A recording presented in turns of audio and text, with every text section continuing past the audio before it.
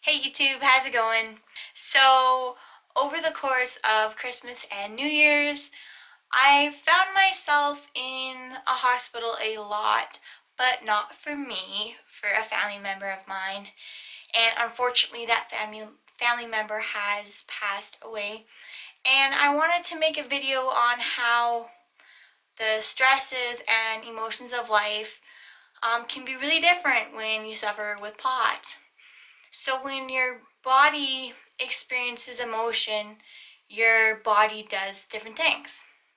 So when you're angry, sad, stressed out, right, your heart rate naturally will get faster and your blood pressure will change because your body is reacting to that emotion. So with POTS, when my body reacts to an emotion, it can sometimes turn out not good. So if I get too overworked up with emotion, I can find myself on the floor unconscious just because my body, when it reacts to something, it can overreact and it's just not good. So with POTS, I have slowly learned to really have to stand back and kind of observe a situation and say, okay, this is how I am supposed to react. Now, reacting that way, what's that going to do to me? And then have to find like a middle ground, which I know sounds really strange and kind of like robotic, but I have on multiple occasions, got really upset over a situation and I'm on the floor passed out having a dystonic episode, which looks like a seizure. And that's really hard when you're already in a tough situation. So I really have learned to just have to step back, okay, look at the situation. This is a really sad situation, this is a really hard situation, but I can't just sit in the corner and collapse with emotion because my body can't process that or handle that like someone else's body would.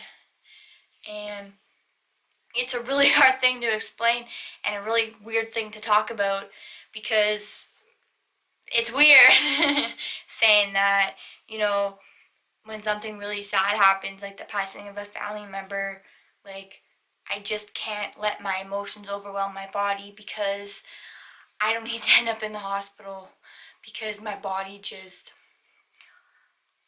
overwhelmingly just exploded and it's really hard. Another thing I've been dealing with is my stomach. So with POTS, it affects your autonomic nervous systems and your stomach happens to be one of those systems. And it has decided to pick on my stomach.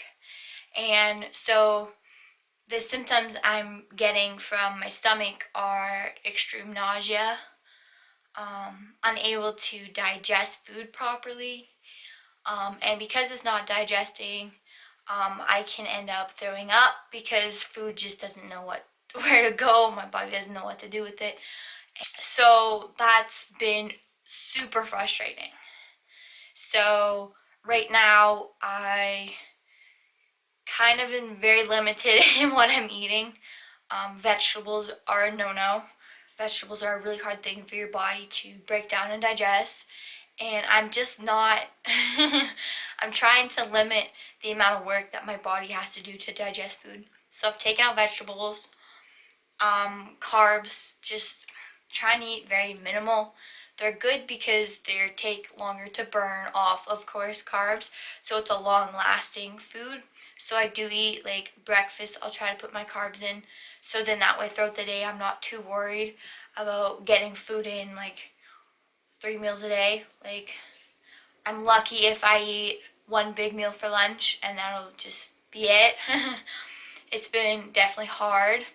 I do know that a lot of POTS patients can suffer from gastroparesis or something of the sort.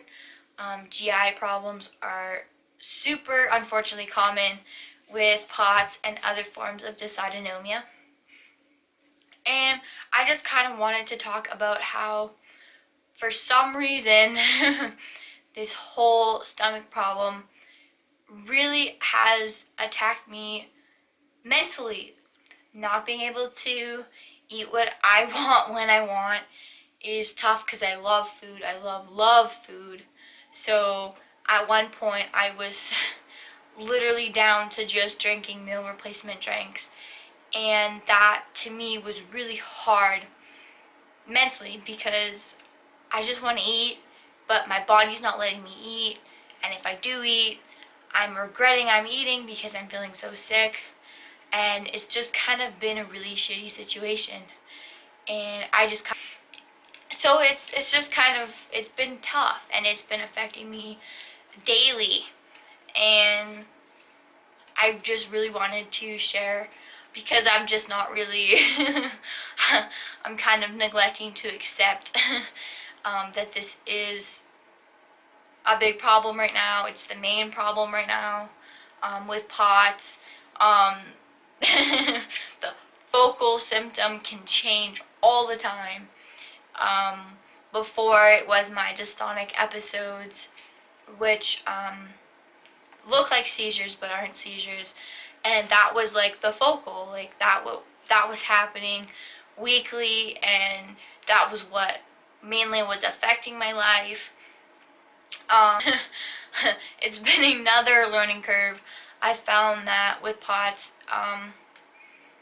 all the time you figure out, you think you figured out how your body's working then, what to do, what not to do, and then next thing you know, you wake up one morning and things have changed.